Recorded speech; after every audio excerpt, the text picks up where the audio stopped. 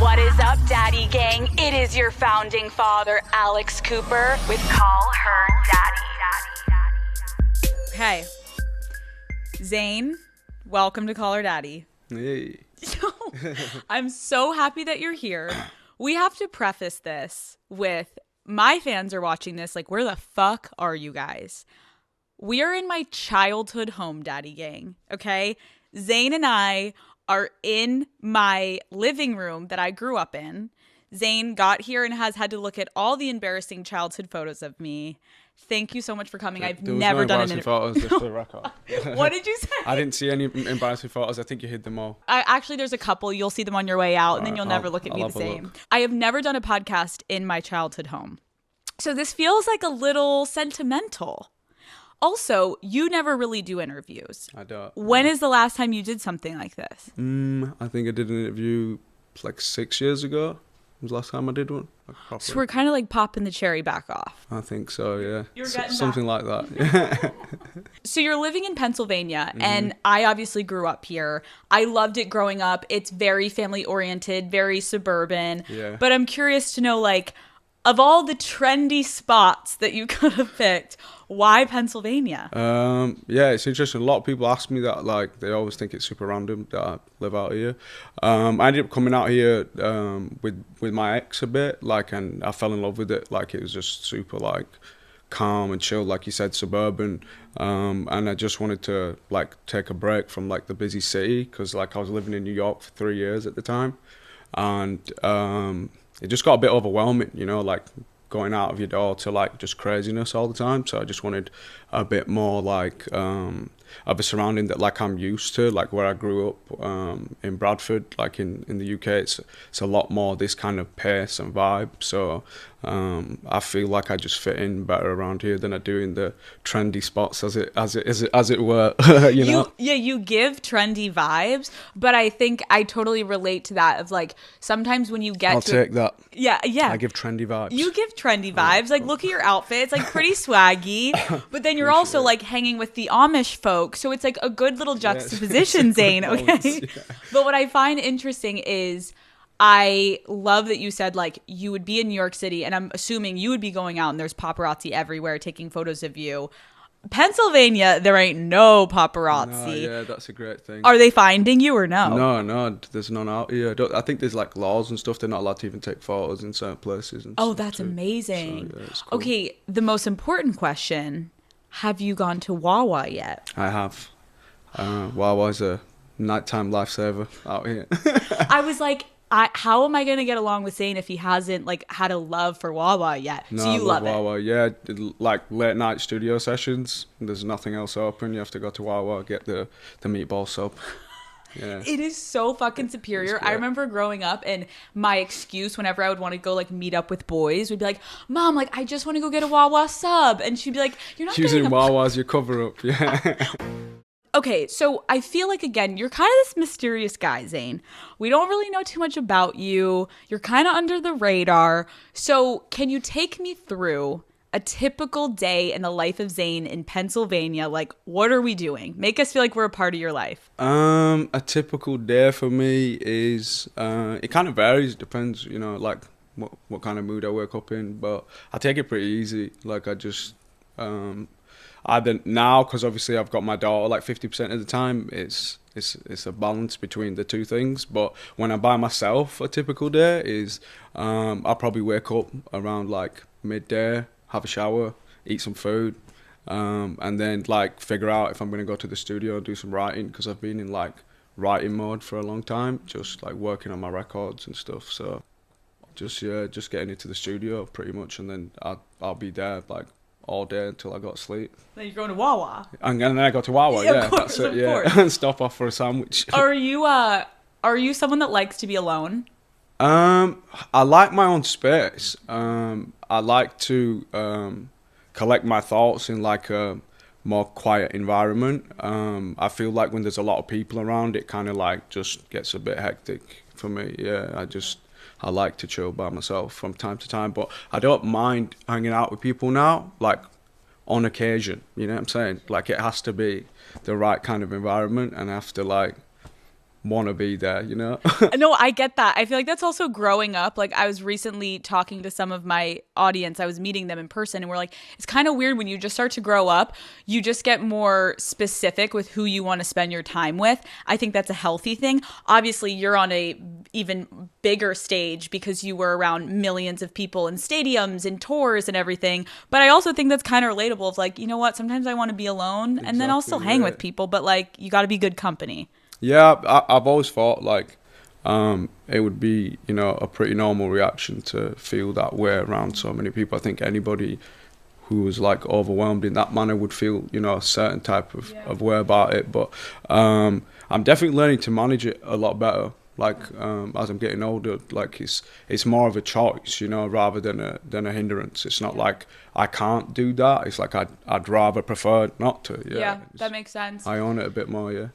You obviously love music, but can you share with us, like, what are some of your other hobbies? What are you passionate about? What's other than music? Like my main passion, I think, outside of music is art. I love to paint and I love to draw. I do a bit of cooking. Okay, tell me one of your dishes. Come on, I can't cook for shit. I can cook a lot of different things, but I like to cook meat, like specifically. Like I have a smoker outside, and I like to smoke like lamb, and I cook I'll do like grilled vegetables with it and stuff. Oh, but, is this like new, or were you always good at cooking? I wasn't always good at cooking, unfortunately for me. No, my mum kind of spoilt me as a kid. So when I was living by myself, like at 17, there was some botch jobs done for some meals. Yeah, it wasn't great. Some disgusting stuff was going down for like sure. Mac and cheese. Yeah, horrible. Noodles. Yeah, just sandwiches, you know, out of like crisps. That's kind of nice to be able to know, like, you can cook, you're over there painting, you can sing. Okay, no big deal. Don't keep bragging over there. Wow, making us all look bad. Do you have animals? I do, yeah. I've got a lot of animals. I have 3 cats, 3 dogs. Oh, do they get along? They're kind of like in different places. I have some dogs at one part of my house and the cats in the other. We have 3 turtles, 6 chickens. Do you name them all? No, I haven't. Not this time. I got too attached last time, and it made me really sad. Did the chickens die? Yeah. Oh God. I took my chicken to the vet to get a scan because something was wrong with her, and the vet laughed at me and said people don't bring chickens here. And then they still charged me for an X-ray, and then I took my chicken all the way home and cried, and she died in my arms. Yeah. Wait, Zayn, I'm like not laughing because it's funny. It is kind of funny, but not because the chicken died, but it's just funny seeing me take a chicken to the vet. And when you say you're holding your chicken, like, are you holding your chicken like this? Yeah, fully on my lap, yeah. She died on my lap. So you weren't crazy for going to the vet? No, yeah, she had something wrong with her. We tried to rescue them. They were going to be slaughtered, I think, and they had all kinds of things wrong with them, yeah. But I've got new chickens now, and they're all healthy and stuff, but I didn't name them for that reason. Okay, and what are the names of the cats? Salem, Dobby, and Vito. Dobby, is that from Harry Potter? It's from Harry Potter. He's a sphinx. He's a pink sphinx, yeah. So he looks a little bit like Dobby. Dobby! Yeah. Harry! That's so good. You're a Harry Potter fan. I'm a big Harry Potter fan. Zayn, I didn't know that about you. I wouldn't have pegged you as like a Harry Potter guy. Yeah. This is like really good vibes. It was my thing as a kid, yeah. That's really good. Okay, and what are the dogs' names? Zion, Zeus, and Thumper. Thumper? With an F, yeah. Thumper? Thumper. Like Thumper, but with an F. How did you come up with that? Bambi. Thumper, the rabbit. Yeah. But you wanted an F. Yeah, Thumper thought sounded better. Yeah. It's better in my accent, Thumper, you know? Yeah, it does sound pretty good. Something I love to do on Call Her Daddy is like, the reason we all are the way that we are is because of our childhood, where we came from, who we were raised by, our environment growing up. Obviously, you living in Pennsylvania right now is so different from where you grew up in the UK, in Bradford, like you described. Can you explain to people that may not be familiar with Bradford, like, what was your upbringing like and what was that environment like? Where do you want me to start? Just wherever it feels right. Go ahead. Bradford's not obviously like Pennsylvania in terms of, you know, like the wealth and the way that it's like, you know, looked after and taken care of. It's a impoverished community, you know. There's people below working class there that have, you know, a hard environment that they're growing up in. You know, everyone's kind of got some issues going on at home, or something's happening, you know, even if it's on the street or whatever. Wherever you go, there's a lot of confliction, you know. So it was very different to here in that sense, for sure. But I'm very grateful for where I grew up, because it definitely, like you said, shaped and molded a lot of identity for me. Early on, I was questioned, you know, and like interrogated about my identity because of my environment. Like, it's just the way it is. Like, you have to have a good understanding of who you are, and I'm really grateful for that. You know, it helped cement my own identity in myself, I think. When you talk about like people would question your identity, I know your family is not from the UK. Your family is Pakistani, and I'm curious, is that my father is, my mum's English. Okay. Yeah. So are you saying like, is that how that was influenced? No, not necessarily, just in every sense of the word. Like, even like your fashion, the clothes you want to wear, the way you want to cut your hair, it was always, something was questioned, you know, if you weren't doing the norm that was like, that everybody was doing, or everyone was following, you know, everyone would wear a certain type of pant or a certain type of shoe, and if you weren't dressed that way, you would get questioned about it, you know, like people would be very like in your face and be like, give you shit. So you had to like have a bit about you so that you could, you know who you were and have a conversation back. Have a bit of wits about you, as it is, you know, street smarts, for sure. You got to be able to like hold your own. Exactly, yeah. And when you say people are coming at you, is it more like peer dynamics of, or is it more like authoritative figures? There's a balance, a mix, of everything. It's it depends, you know. There's the peer pressure in schools and stuff, but then it's on the street, if you go out there and stuff, if you're just trying to have a good time, you know, like, it's not as friendly fun, you know. It's a bit more like irate. There's a bit of aggression going on, you know what I mean? Yeah. Talk to me about where you grew up. Like, are you in an apartment? Are you in a condo? I grew up in a terraced house, in a rented property. We never owned our own house.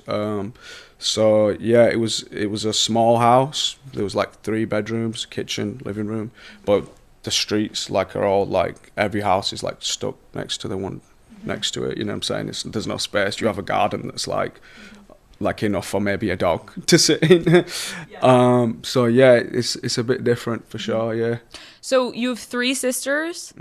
Okay, and so you are the one boy and 3 sisters. I did have 3 sisters. Yeah. What was it like growing up with all mostly women around you? Like, how do you think that shaped you? I feel like I learned a lot of things like early on. My sisters are very opinionated, you know. They're very strong characters, and yeah, I love them. They're great. They were a lot of fun. Yeah, it was always entertaining in our house, for sure. I really love when I meet a guy and you can just tell that he has sisters, because you can just tell the way they move around women. You guys learned what a fucking tampon is earlier. I had to go to the store and buy them. Wow. So you were like really supporting that time of the month. Yeah. Terrified. Yeah. But supportive. For sure. Yeah. Okay. Were you reluctant to go to the store and buy Definitely these not. It was just kind of weird, like when the shopkeeper would ask me like why I was buying them, and I'm like, obviously I'm not buying them for myself, you know, like, do you have to ask me that? Like, just let me buy this. You wouldn't stick like a couple extra like snacks around it. You're just like tampons. No, yeah, we didn't have money for extra snacks. It was just needs to a mean, yeah. Zayn's like, I'll take the supers. These bitches means are on to a it. need, sorry, the other way around. But yeah, exactly. It was always an awkward conversation, but yeah, I didn't mind it. I respect it. I really do. do. That for your sisters. Okay, to people obviously that weren't there in your childhood, how would you describe your personality as a kid? My personality as a kid, I think I was a bit of a cheeky chappy. Yeah, I used to mischievous, used to get into all kinds of just childish stuff, you know, like climbing in places I shouldn't have been and falling out of trees and smashing windows and stupid things. Yeah. Oh. With a football. accidentally, of course, you know. Right, for sure. So you were getting in trouble a little bit. Just like childish stuff though, Yeah. you know, nothing too serious. Yeah, But, like climbing trees. Exactly, yeah, exciting shit. Okay, so you were kind of just like doing your thing as a kid, but I also think the way that you're describing the environment that you grew up, was there a way that you could have gone down the wrong path easily because of that environment? It was easy to get wrapped up in the wrong crowd. Oh, definitely, yeah. I think there was always an opportunity to go and do something that, you know, would have got you in like serious trouble. I was really lucky in the sense that like my mother and father like were super protective of that environment. My dad was always aware of, you know, the things that were out there, and he always explained stuff to me from a young age, and kind of kept me away from that, if I'm being honest. And that's where like I developed into being a person that likes to be by myself and like in my room, like singing, recording, writing. I got into, you know, poetry and things like that because I was in my room a lot, like, and I didn't like to be in them kind of environments. It was just a bit too much, you know. Yeah. I was always a bit more of a reserved kind of guy, a bit, you know, artistic, wanted to do my own thing. I didn't really want to be in that, so my parents did a good job of keeping me away from it, I think. Yeah. Did you get along with kids in school? Were you like the cool kid? Were you bullied? Like, what was the vibe? Yeah, I think I got on with pretty much everyone, but I wasn't like, I was the type of person who only ever had like 2-3 close friends. Okay. I didn't have like a big group. Like, I knew people knew of me. I don't think I was the cool kid, but I wasn't bullied either. Yeah, like if people knew me, they were friendly with me. Yeah. I feel like a lot of kids, we always have that like memory. Maybe it's financial, maybe it's something with the parents or the siblings or extended family, like of like a childhood memory that you remember your family kind of just being like stressed or going through something difficult, kind of like if you could remember kind of a childhood memory that you remember just being like stressed about something in your life. Like looking back at like childhood stresses, like I feel like a lot of them were so like finicky that it was just probably just some teenage shit, you know what I mean? It wasn't anything important. So I don't really look back at things like that in my personality, the way I am. Like I've never really like looked back and been like, oh yeah, this is one thing that like kind of was, you know, a stressful thing. I think life is interesting like that. I think, you know, it depends on what you're going through at that time and how you feel, and then you can reflect on it at a different point and feel completely differently about it. It's so interesting.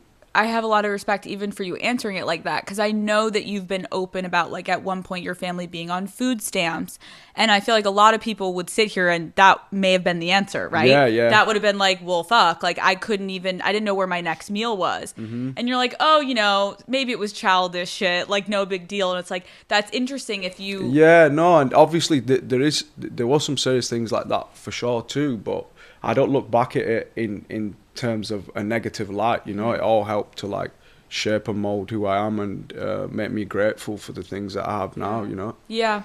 So we are here because you can sing. When did you first realize you were passionate about singing and you could sing? I think I was about 11, 12. I'd sung a little bit before, like I'd done a bit in like school choir and stuff. Funny story, I actually fancied like these 3 girls that were in choir, and they were triplets, and that's why I just was like, I'm gonna be in choir just so I can hang around these girls. And then it developed from there. When I went into high school, I went to a performing arts college, like specifically like majored in sports and performing arts. And they were doing the school production that year for Greece, and I auditioned. And nobody could sing, like, at all, like in our whole school. And I went and did this like singing audition. Everyone was like, whoa, you can sing. And then my music teacher like recommended that I get like a couple of singing lessons and stuff. And then she said, I think you should go on X Factor, I think you've got a good chance. Like, and it just kind of went from there. Like, I love that the story started with, you know, there were these 3 triplets And it just felt right to join choir. I was like 8 as well, by the way. Just for the so record. swaggy. You're like, I gotta get in that class. I need to just spend this time. Yeah. Right. So like your natural just like boy interest ended up, you realized something that you had a true talent. From the triplets to X Factor, you made it. So it's so funny too, because you say you wouldn't be where you are without your mom, because you didn't want to get out of bed the morning that you had the X Factor audition and your mom made you go. Why did you also not want to go initially? I think it was just nerves. I built it up in my head and I was like, yo, this is a massive thing. And yeah, I was like, I don't think I'm going to go today. And my mum's like, you are going. You're going right now.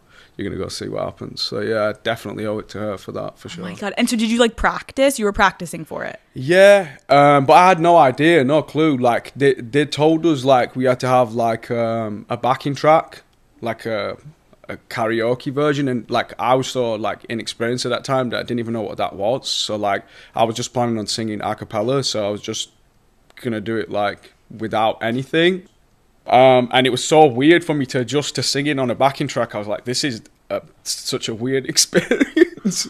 I think even Simon looked at me a little bit weird, like when I did the acapella, because everybody had backing tracks and stuff. But yeah. So that probably made you stand out, though. I don't know. It could have worked either way. Maybe it made me sound really bad too. No, well, obviously not. Look where you're fucking sitting. Yeah, true. Wait, do you remember what you sang? Yeah, I do. Mario, Let Me Love You. And the reason I said that is because I've seen that performance back a few times and cringed every time I watched it. So yeah, it's not my best vocal performance. So there's a lot of nerves involved there for sure. But clearly there was something in there, Zayn. There's some talent, yeah. There's some potential. Acapella, and he just nails it. When you look back at that moment, obviously, is it like surreal? Like if you even had to like watch it back, like does it even feel like a lifetime ago? Yeah, it does. It feels like so much longer than it actually was. Yeah. Because so much stuff's happened in that time. Yeah, it's very interesting, very surreal. And I feel all them nerves again, like when I watch it. Like I feel like I could like give myself a hug, you know, and be like, it's okay, bro. Because I'm like holding onto the mic for dear life. Please, nobody hurt me. It's so good. It's so good. So obviously then, X Factor, everyone came to you guys and they had this idea to invent One Direction. And then I think I don't even know, like, did you even meet anyone before they put you guys together? Yeah, we knew each other like just from around. Okay. Because we were like a similar age and stuff, so naturally you speak to people who were like a similar age to you around there and stuff. And we were at boot camp together, and I met Harry on my audition day because we both auditioned in Manchester, and we were literally sat next to each other in the audition. Oh, so it was like fucking meant to be. He was sat right next to me, we spoke, and I went in and did like a producing audition round, and then he went in straight after me. And we spoke a little bit there, yeah. So you weren't complete strangers. That's good to know. Because I didn't know if they like just threw you all together and then you were like, hey, it's edited very well, obviously. You know, you don't see all behind the scenes and stuff. But yeah, you spend a lot of time with the contestants. Okay, got it. Once you started, obviously, One Direction and you joined One Direction, like, how quickly did your actual life change? Was it overnight immediate or was it a little bit gradual? It was kind of strange. The like visual evidence of life changing, like people being outside of the studio and stuff, was like when we were on the live shows, we started to get like a fan base and an audience, and you could see that people were paying interest in us. So yeah, from that point on, like it was kind of a bit crazy. Like, what were you even able to comprehend it? Not really. I don't think I comprehended it at all. Like, I think it's just a rush, you know. It was like just fun, and then the repetitive fun over and over again eventually is going to take its toll, you know what I mean? So then you look at it a certain way when you're in that, and like it feels overbearing. Now I look back at it like it was a rush, you know. It was fun. It was something that was amazing. Like, so of course I wasn't going to understand it. It's not something I expected in my life, but it was definitely fun for sure. Yeah. Because it is so interesting. I think people forget, like, you were 17 at the time. Yeah, 17, yeah. Like, my brother lived in this house at 17 and was, like, picking his nose and going to Wawa and, like, trying to fucking get girls to pay attention to him. And you are, like, all of a sudden overnight become one of the biggest stars in the world. Can you help us, commoners over here, Zayn? Commoners.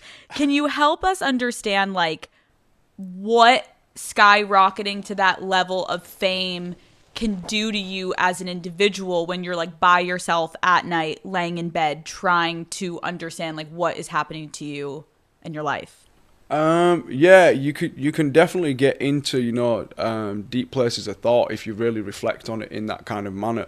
To be honest with you, I don't think I was even like intellectually capable to do that at that age, you know. Like, I think it's took time for me to process them things. I think I've had to like process it with an older mind and look at it backwards and be like, yo, this was why this happened, and this is what happened, and you know, we took off at this point, and this interview made this happen, and then this song made this happen, and just decipher it, you know, as like facts rather than like in an emotional manner, because emotion like just seems to just blur things, you know. Right. So I try not to think about them things on that kind of level, like, oh, I'm super famous. Like, I just make music, you know. I love singing, and people seem to have an interest in it. Yeah, so, yeah, a little bit, just a little bit. No, I almost get what you're saying. Like, you kind of have to black it out and just be present, because if you stop to think about all of it, then it's all gonna come exactly. Yeah, and that's how I deal with it. I don't black it out so much, but I just don't overthink. You know,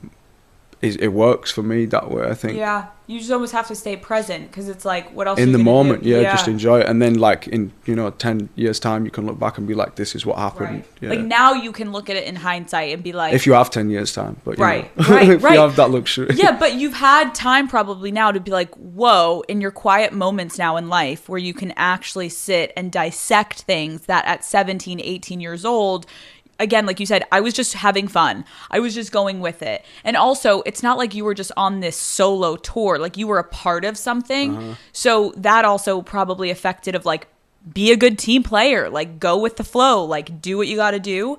Obviously, your guys' fans are insane. They're obsessed. They're still obsessed. They're everywhere. They love you guys. Can you share any like memorable fan moments that you remember to this day that have stuck with you, of just like anything that happened that you're like, damn? I've probably said this a lot of times, but honestly, it was one of the craziest and most bizarre moments ever. I remember coming out of the studio once in Sweden when we were recording What Makes You Beautiful, and this is before even we dropped our first single, and there was like a row of like maybe 5-6 bins, like trash cans, like outside of the studio. Okay. And I came out, and like every single one of the trash cans opens, and there's like 3 people inside of each trash can. How did I not know? And they tried to like grab me, and it was a very memorable moment. That was for sure. Yeah, I think I had a mini heart attack. Humans popped out from garbage cans and tried to grab you. Yeah. It's like a fucking video game. Yeah, it was. And like swallow you into the fucking into the trash. What? Yeah, it was funny, man. Oh wow. Do you think that in any way that's dedication though, right? Like to get into a trash can, like Zayn, they were willing to get in the trash bucket for you. Okay? Motherfucker, they are loyal. They are. Do you think that those kind of moments though, not that we don't love the fans, we're obsessed, but like people being so obsessed with you, like, is there any lingering paranoia from people constantly staring at you and following you? No, not really. I don't have paranoia in that sense. No. That's good. You sleep well. Yeah, I do. I sleep in Pennsylvania. Yeah, you know I know. Look, it's raining. I can hear the crickets. Yeah. It's amazing. There's no crazy people out there. No one crazy in Pennsylvania. That's debatable. You're performing in front of massive crowds, and I know you're kind of saying like you were in the moment, but like, were you able to just easily get in front of all these people? Was there no fear or anxiety that came with like standing in front of thousands and hundreds of thousands of people when you're on stage? I think there was, but I don't think we had time for it. Like, there was no like, you have time to have anxiety or be nervous. You're just kind of gonna go do it, you know, like get on with it. So yeah,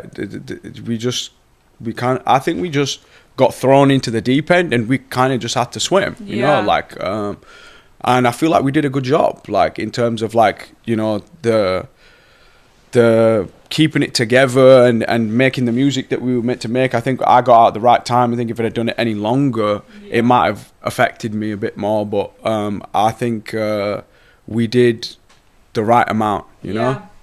I think it's interesting too, because when you look at bands or even just like any brand that has like multiple people attached to it, like everyone loves to put archetypes with people, like the Spice Girls, for example. Perfect example. You have to label everyone. And so for a boy band, it would be like the boy next door, like the bad boy, like the brooding one or the funny one. Like, what persona do you think you played? They should make out that I was like the brooding serious one. But that wasn't necessarily my personality type.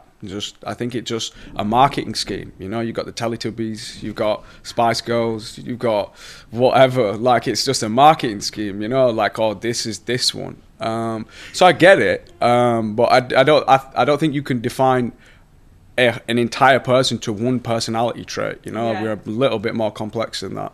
I don't know what my trait would have been if I'd have given myself one. It might have took a long time to come up with one if I was going to do that. So I can see why they just said, oh, yeah, you can be the mysterious one. Yeah, it's interesting. I love the Teletubby reference. You're like, the Teletubbies, the Spice Girls, One Direction. I'm like, the fucking Teletubbies.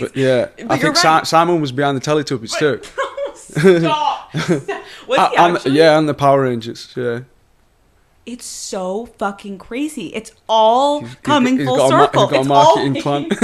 Fuck. No, but it's interesting. So I was going to ask, like, I agree. You kind of had this, like, brooding, mysterious personality. And that's why I'm excited to sit down with you today. Because, again, those stereotypes that were put onto people, I'm curious if, first of all, who comes up with that? Marketing people, I guess. I'm guessing so. Yeah, it's not like the fans. It kind of just happens. Well, yeah. And maybe some of the fans kind of, like, naturally say this too, you know what I mean, from like pictures and things like that. Like, so did you agree? So you didn't agree with it, but do you think you leaned into it more, or do you were just I think whatever? I just had one face to pull, you know. In my I was doing the Zoolander, like that was it, you know what I mean. I was only a young kid, I didn't know what else to do. I get it.